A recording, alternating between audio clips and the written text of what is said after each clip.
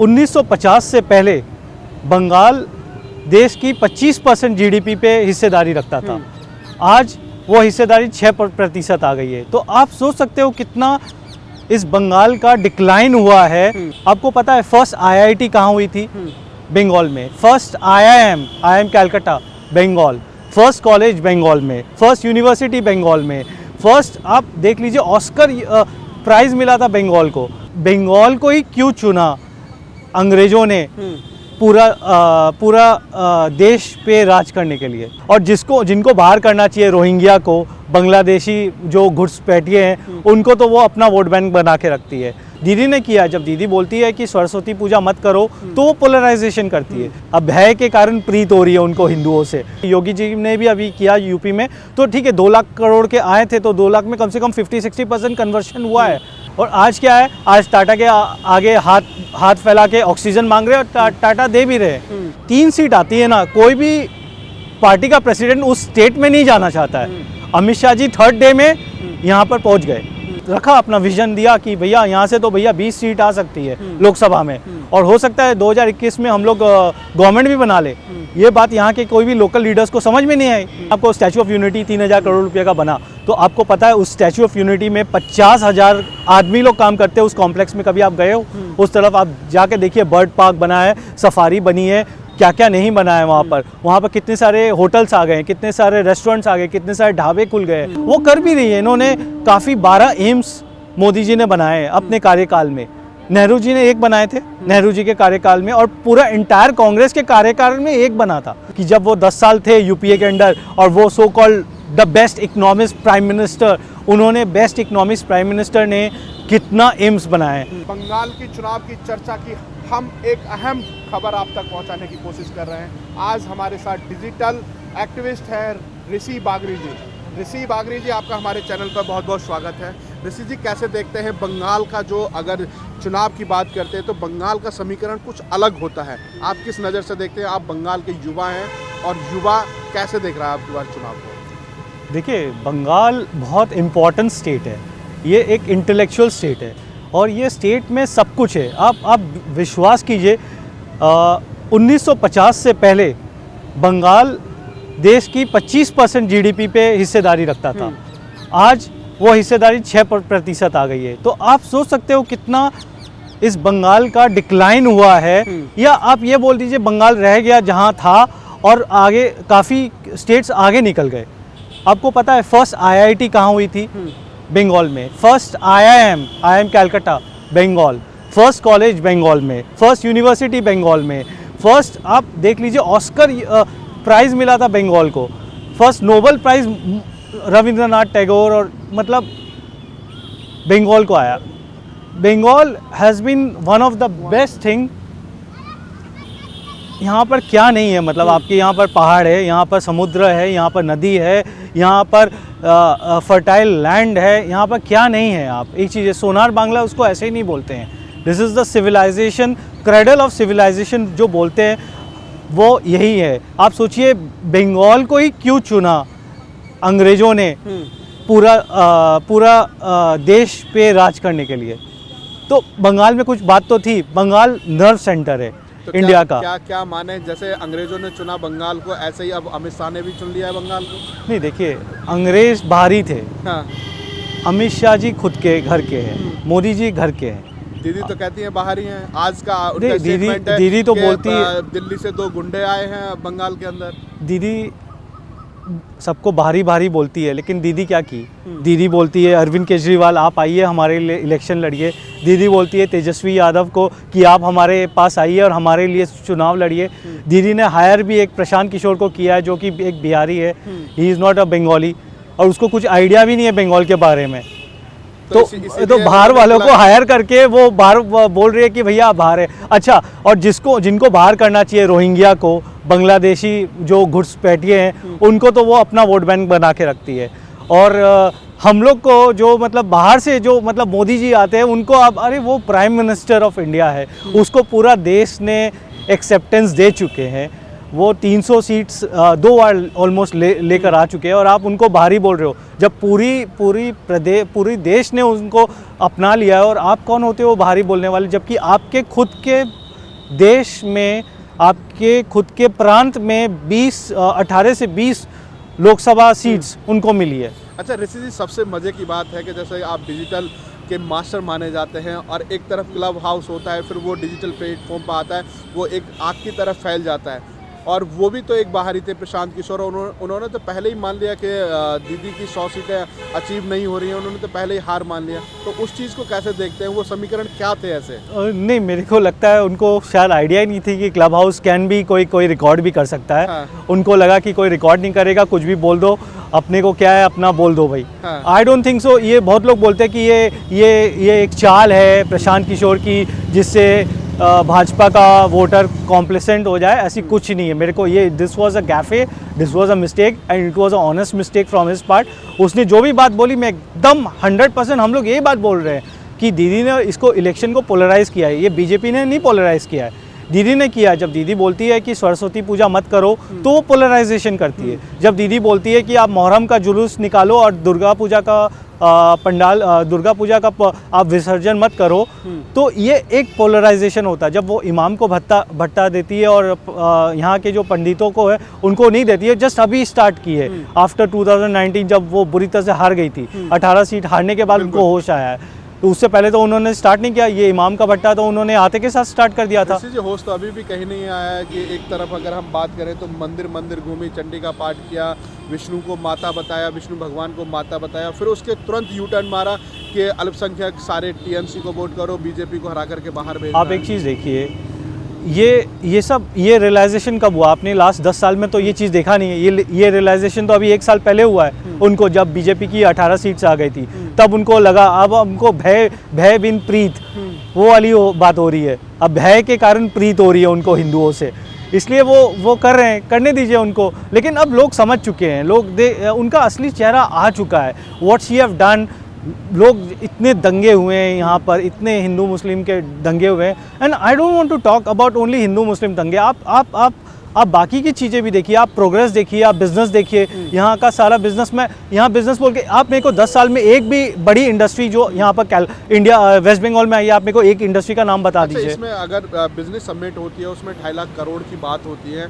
अगर फिर डायरेक्ट यहाँ पर इन्वेस्टमेंट की बात आती है तो वहाँ पर 1% पर भी आके बंगाल नहीं रुकता है। तो यहाँ किन चीज़ों तो आप समझ सकते हो, अगर 2.5 लाख करोड़ का इन्वेस्टमेंट की कमिटमेंट आती है और 1% भी नहीं आता है, कन्वर्शन ही नहीं होता है, फॉलो बैक भी नहीं होता है, ये लोग सिर्फ एक तमाशा करके, एक इवेंट करके। अरे गुजरात का वाइब्रेंट गुजरात में भी होता तो 40-50% कन्वर्शन होता था।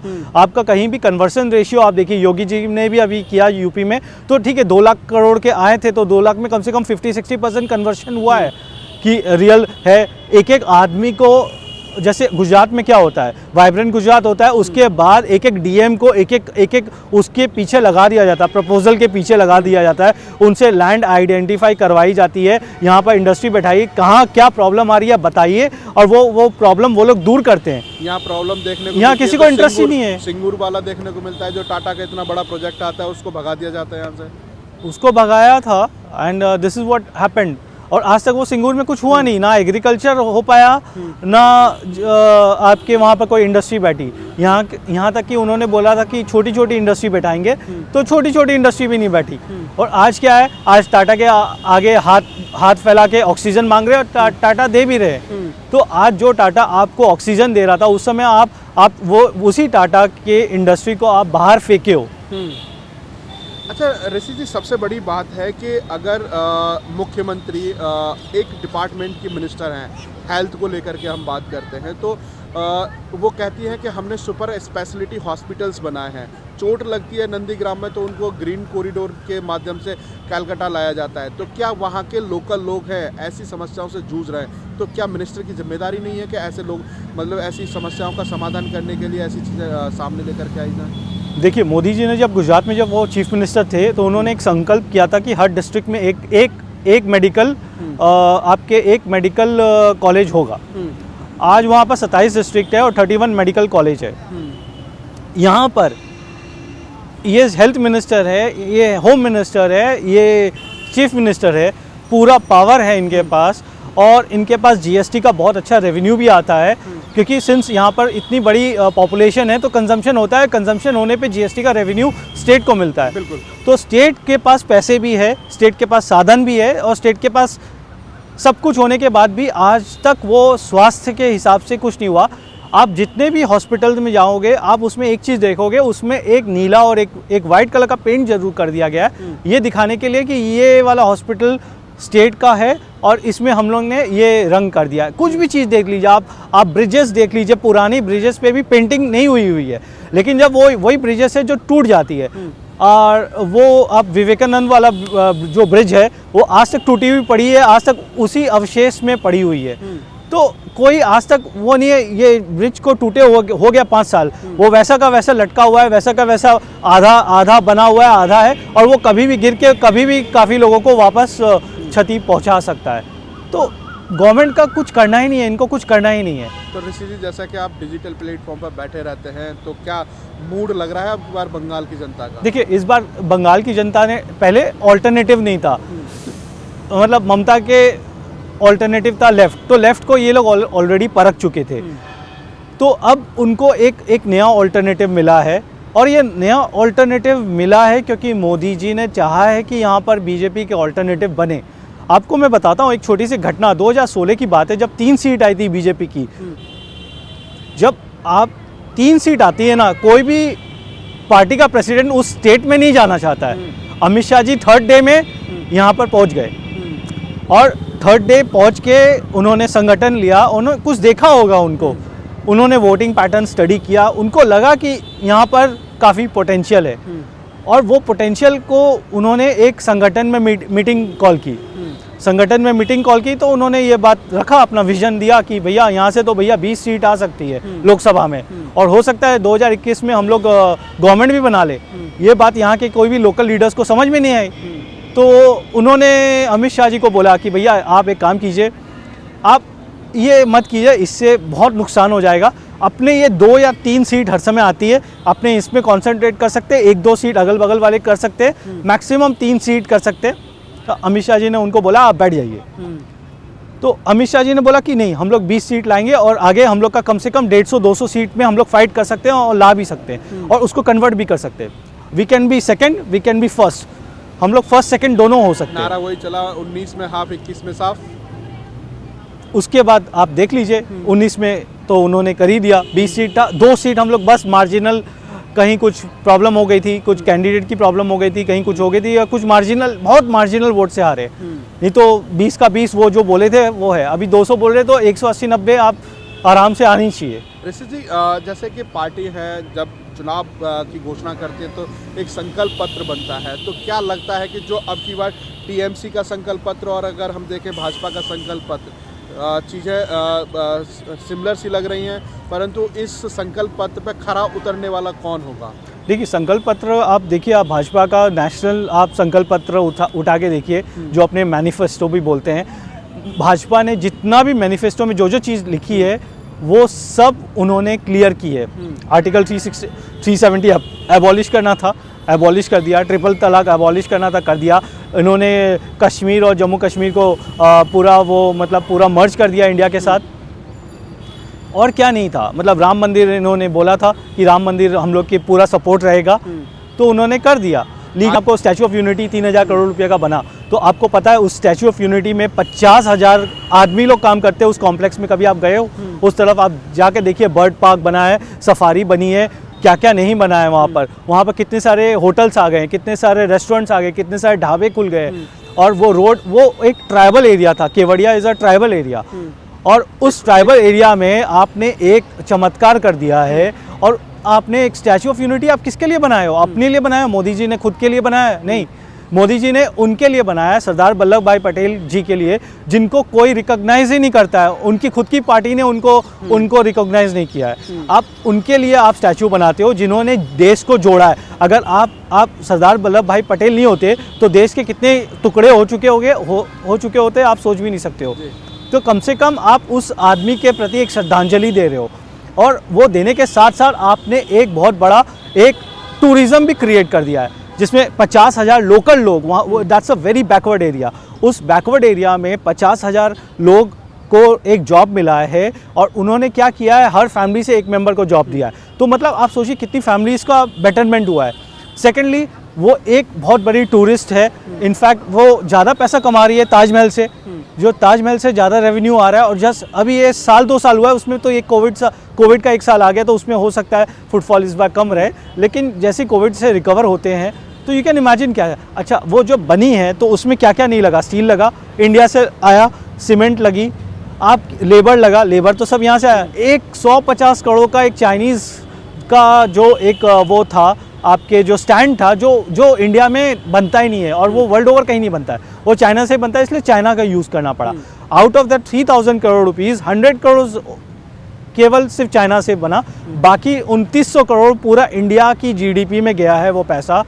आज अगर सेंट्रल विस्टा बनता है तो सेंट्रल विस्टा टाटा को दिया गया है। टाटा क्या करेगी, टाटा कोई बाहर से थोड़ी ना लेकर आएगी, वो तो सीमेंट इंडिया से खरीदेगी, स्टील इंडिया से खरीदेगी, लेबर्स इंडियन की लेंगे, एम्प्लॉयमेंट। विपक्ष हमला कर रहा है कि इसकी जगह हॉस्पिटल होते, तो आज जो लोग भटक रहे हैं, दर दर की ठोकरें खा रहे हैं, वो नहीं खा रहे होते। सेंटर के पास हेल्थ नहीं रहता है, health is a state subject, health सारे स्टेट के पास रहता है। सेंटर्स एम्स वेम्स टाइप की बड़ी जो संस्थान है वो कर सकती है, वो कर भी रही है। इन्होंने काफ़ी 12 एम्स मोदी जी ने बनाए हैं अपने कार्यकाल में, नेहरू जी ने 1 बनाए थे नेहरू जी के कार्यकाल में, और पूरा इंटायर कांग्रेस के कार्यकाल में 1 बना था।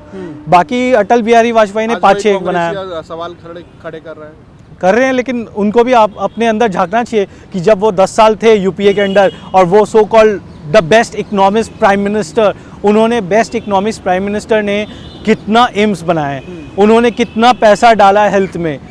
आज मोदी जी तो सारा हेल्थ का पूरा पैसा स्टेट को दे दिए, हेल्थ पूरा as a subject has gone to state, वो पैसा भी पूरा स्टेट के पास जा रहा है। स्टेट को डिसाइड करना है कि आपको हेल्थ पे कितना खर्चा करना है। अगर स्टेट नहीं खर्चा करती है तो आप स्टेट को पकड़िए ना। और ये जो कोविड रिलेटेड जो पैंडमिक के में जो लॉस थे, वो लॉ भी सितंबर अक्टूबर से इन्होंने पूरा का पूरा अपना डेलीगेट कर दिया है, क्योंकि उनको फेडरल स्ट्रक्चर, सब कोई बोल रहे थे भैया फेडरल स्ट्रक्चर है, आप अकेले लॉकडाउन नहीं कर सकते हो, हमारे लोग क्या करेंगे, हमारे लोग कहाँ जाएंगे, उनकी लाइवलीहुड चली जाएगी।